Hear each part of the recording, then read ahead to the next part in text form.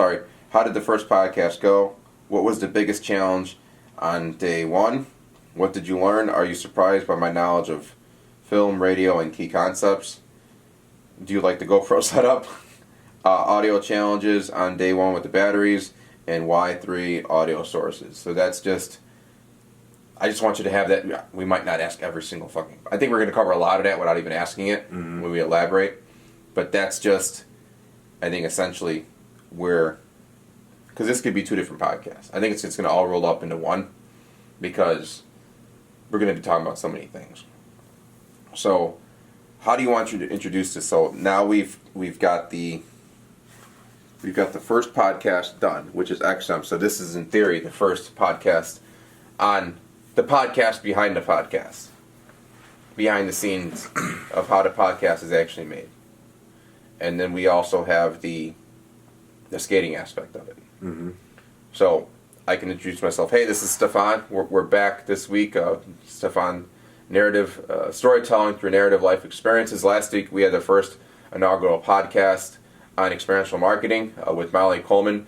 This week we're going to change it up a little bit, and we're going to talk about skating and the podcast behind the podcast, which is basically how the podcast is set up, why we're doing this, how we're going to break it down and show other people how they can do this from their perspective if they actually want to do something like this. How does that sound? Sounds good. I'm trying to think. So this one is this Stefan Skates or Stefan Speaks? Or you're going to just take a little bit from both? So Stefan Speaks. Mm-hmm. Can we talk about anything? Right. So Stefan Speaks. Oh, Stefan Speaks isn't strictly XML? XM? No. Oh, okay. Storytelling of narrative life experiences could be anything. Right. So we had the first inaugural episode of Stefan Speaks, narrative life experiences on XM marketing. Right. And this week we're changing it up. We're going to have the first inaugural episode on the podcast behind the podcast, and also on skating in general. Okay. Skating meaning how skating has changed my life. Right. Okay. I get it. Okay. Yeah. It's fine. So how long have I known you for? I was trying to figure this out. Hold on. You didn't know me until we went to Millennium Park, until everybody started skating there. I knew you at Skate on State, you just didn't know me. That was all. How old are you? I'm 36. Yeah, so you're right around my age. I'm 41, so we're still in that same exact generation where we kind of grew up with the same cultural icons, right. Skating, Chicago, Mm-hmm. Yeah. But other than that, I knew Marcos, I knew Steve, I knew you, and I knew Sean, but you guys just didn't know me. You already had your little clique going. Yeah. And I was just skating around admiring the hell out you guys. Like, fuck, they're so good. Shit. But it was still a few years before they opened Millennium Park. And then... That was 2001 or 2001. Yeah. Because I was working there as a janitor when they first opened Millennium Park. And that's when I put my skates back on after years of not even skating. And then you guys came out that same season.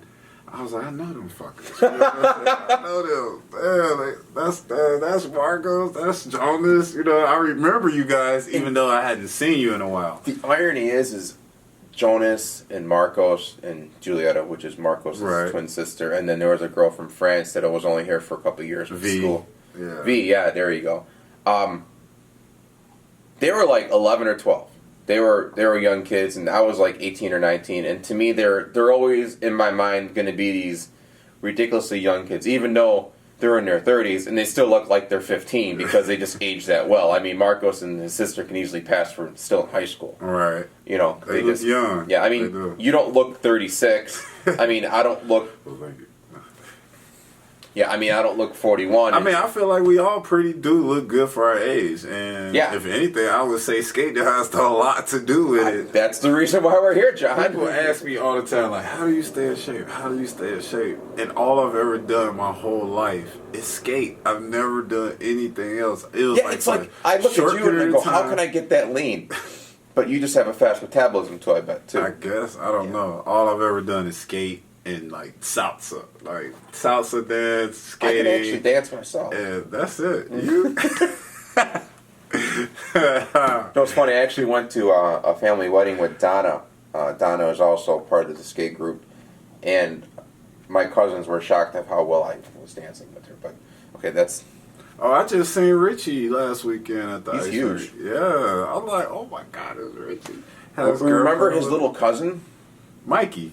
Mikey's huge now. Yeah. Mikey never got small. Mikey's always been a big kid. Right. But I mean, he's got to be like 6'1" or 6'2" now. He's still got that look on his face. Wow. Yeah, I'm friends with him on Facebook. Yeah, I just actually friended him the other day. Yeah. It's funny. Still a cool kid. But no, yeah, so I started skating in 1996, 97. How did you start skating? I just went with a friend one day, and he was... This is ice or inline? Ice. Okay. And he was already fairly good. And I'm like, damn, okay. So, but I totally sucked. You know, when I started out, I was horrible. Like, I had no skill at it at all. I didn't even think I would even come back to ice skating, you know. I just had no... I mean, I don't think anybody starts off good, but... I get it, but I had zero talent at the shit, you know? So it was just like, fuck, I couldn't stop. I couldn't do anything, but I kept going. And, like, my very first pair of ice skates, I got them from Skate on State, you know? The whole old shoes with new shoes in the bag, you know? Yeah. You gotta... Like, that's my first pair of ice skates ever, because... I just never thought my parents would understand, like, the whole thing about ice skating. No, We no, didn't have they a lot of never money. understood it for me, no. Yeah, we didn't have a lot of money, so I couldn't see them spending $300 on a pair of ice skates. That's nothing nowadays. Yeah, that wasn't nothing even then. Shit. So it was like, you know, but, you know, and that's how I got my first pair of ice skates. And from that point forward, I just kept going, you know, I kept doing it. I was working there, so I just kept skating. And next thing I know, I was one of the best out there as far as freestyle skating. You know what I mean? On Millennium Park ice. That's what I did teach you everything you know, along with Sean Dorsey. No, I'm joking. Yeah, no, between you, Sean, Marcos, Jonas, I learned a lot from you four. Like, yeah, and we all have 4 different styles of skating. Different styles of skating. Completely different. And if anything, I would probably be the birth child of all of those styles at once. Well, you know. Because, seriously, Marcos taught me how to skate really low, you know, because he's short himself. Yeah. So, by chasing him and listening to him... You have to stay low, and you get automatically faster. Just like with speed skating, if you're sitting low, you automatically get more power, and you... Okay, let's just say we're standing up, and we're sitting down. The fact that you're sitting low, your leg extension is that much more. Yeah, exactly. That's what it is. And Sean and Jonas, they helped me out with my agility. You know, they're very agile guys. And when it came down to you, I got all of my power techniques strictly from you. Oh, you learned power from me? Yeah, like skating backwards. Like my skating backwards became like 10 times better just from that little bit of advice you gave me. What advice did I give you? You gave me the advice of extending my feet. Yeah, that's where all the power comes from. I mean, all the power. Just let me just bring my other skate out. Real quick. Just so everyone knows, these are our skates. This is a pair of professional speed skates. Those are about $3,700 with the boots and everything. These are John's Easton's, which used to be Sean Dorsey's, and this is my pair of Graf 705s with a T-blade right over here, which we'll get into a little bit. But what I mean by that is when you're actually pressing down, and I taught you this, we have to get off our toes in hockey. The biggest problem is you lose all your power in the toes. So if you actually put your power here to here, just by you sitting back more and getting lower, you will get instantly faster. Mm-hmm. The lower you get, the more power you put in the ice. And I'm talking about you put the power straight into the ice because it's either going to go this way or it's going to go that way, and you want it to go that way. Right. So that's where you're getting all that power. So you learned power from me. From you. And from that, I was able to get low going backwards. Yeah. You know, at first I can go low going forward, but going backwards, it was hard. Until you gave me that advice to just extend my legs, and then all of a sudden, all of that clicked. And then you're actually getting all your powers. That's not good. We'll fix that in post, guys.